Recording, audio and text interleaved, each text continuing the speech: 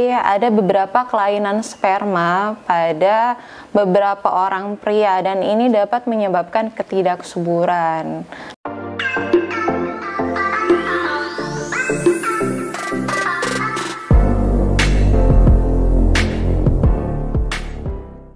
Halo, assalamualaikum warahmatullahi wabarakatuh. Kembali lagi bersama saya Bidan Ingrid. Tentunya masih di channel yang sama, di Makin Sehat Channel. Nah, selama ini itu kita telah membahas faktor ketidaksuburan kebanyakan dari wanita. Kali ini kita perlu juga dong membahas faktor ketidaksuburan dari pria. Setuju nggak sih? Oke, kali ini kita akan membahas tentang kelainan pada sperma pria yang dapat menghambat kesuburan. Nah, sperma itu sendiri sebenarnya dia terkandung dalam air mani pria. Nah, air mani ini dia berfungsi sebagai kendaraan nih bagi sperma untuk jalan-jalan tuh, lari-lari sampai menuju saluran reproduksi wanita. Air mani juga dikeluarkan saat proses ejakulasi. Biasanya dia berwarna putih, kemudian kental. Banyak sekali biasanya yang mengatakan air maninya itu encer ya. Nah, sekali ejakulasi nih, air mani sendiri bisa mengandung bermiliar-miliar sel sperma. Tetapi ada beberapa kelainan sperma pada beberapa orang pria dan ini dapat menyebabkan ketidaksuburan. Nah, yang pertama itu ada azospermia. Azospermia ini tidak ada sama sekali kandungan sperma dalam air mani. Jadi yang keluar hanya air mani aja. Ketika dia ejakulasi, itu yang keluar real air mani aja. Nggak ada kandungan sel spermanya sama sekali. Nah, kalau seperti ini mana bisa istrinya hamil? Nggak bisa. Itu karena adanya obstruksi saluran reproduksi atau vas deferens. Nah, jadi kalau misalkan kalian nih yang sudah berhubungan teratur selama setahun, kemudian sudah mencoba metode ini, metode itu, kemudian si ceweknya juga sudah memeriksakan, ya kan? Cowoknya nih nggak mau periksa, sadar dong, karena infertilitas itu bukan hanya dari kaum wanita aja. Jadi penyumbang infertilitas itu sekali lagi saya tekankan 40% itu dari kalangan wanita, dan sama juga pada lelaki pun dia 40% faktornya dan 20% itu faktornya tidak diketahui. Selanjutnya ada oligospermia. Nah, oligospermia ini kandungan sel sperma dalam air maninya itu kadarnya sedikit, jadi tidak normal. Nah, normalnya itu ada sekitar 15 juta sampai 20 juta per mililiternya. Jadi oligospermia ini dikategorikan ada 3, oligospermia ringan, oligospermia sedang, dan oligospermia berat.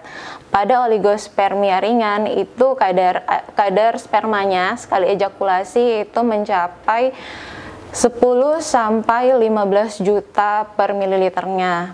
Nah, kemudian ada oligospermia sedang. Oligospermia sedang ini kadarnya 5 sampai 10 juta per mililiternya. Nah, oligospermia berat itu dia kadar spermanya sekali ejakulasi itu per mililiternya di bawah dari 5 juta, jadi sangat sedikit sekali, sehingga kemampuan untuk membuahinya itu kurang.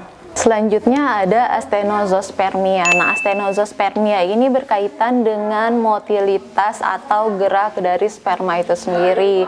Seperti kita ketahui, untuk mencapai ovum atau indung telur itu dia harus bergerak lincah dan cepat. Nah, sedangkan pada astenosospermia ini dia sangat berkaitan dengan gerakannya yang lamban, sehingga untuk mencapai sel telur itu susah. Selanjutnya ada teratospermia. Nah, teratospermia ini yaitu kondisi di mana bentuk sperma abnormal. Jadi biasanya bentuk sperma yang normal itu dia memiliki kepala, kemudian memiliki semacam lehernya, kemudian ada ekornya seperti itu. Nah, ketidaknormalan ini biasanya ekornya nih kurang cacat gitu, atau enggak bentuk kepalanya yang begitu besar, kepala spermanya, atau ada yang sangat kecil, kemudian ada yang kepalanya bercabang dua atau ekornya bercabang dua. Nah, ini tuh kelainan-kelainan dari bentuk sperma. Jadi kita semua sudah tahu apa sih kelainan pada beberapa kelainan sperma yang terjadi pada laki. Jadi kalau misalkan kalian mau program kehamilan itu harus memeriksakan diri berdua sama pasangan, bukan hanya sendiri aja. Kebanyakan kan hari ini tuh yang disalahin kalau misalkan nggak hamil-hamil juga itu selalu cewek dan cewek. Jadi ternyata faktor penghambat kehamilan itu juga 40%-nya dari cowok loh. Jadi kalau mau periksa, mau program kehamilan, enaknya itu berdua, periksakan diri sama-sama, program sama-sama. Itu lebih enak mengetahui, oh ternyata yang bermasalah si ini, tapi jangan untuk jadikan bahas untuk menjudge pasangan, tapi saling mensupport, bicarakan jalan keluar berdua gimana, seperti itu. Oke, mungkin itu saja info pada video kali ini, semoga bermanfaat untuk kalian semua nih. Jangan lupa untuk subscribe, like, komen, dan share video ini sebanyak-banyaknya agar dapat bermanfaat untuk orang banyak, dan yang paling penting tekan lonceng notifikasinya agar kalian tidak ketinggalan info-info seputar kesehatan. Mungkin itu saja. Assalamualaikum warahmatullahi wabarakatuh.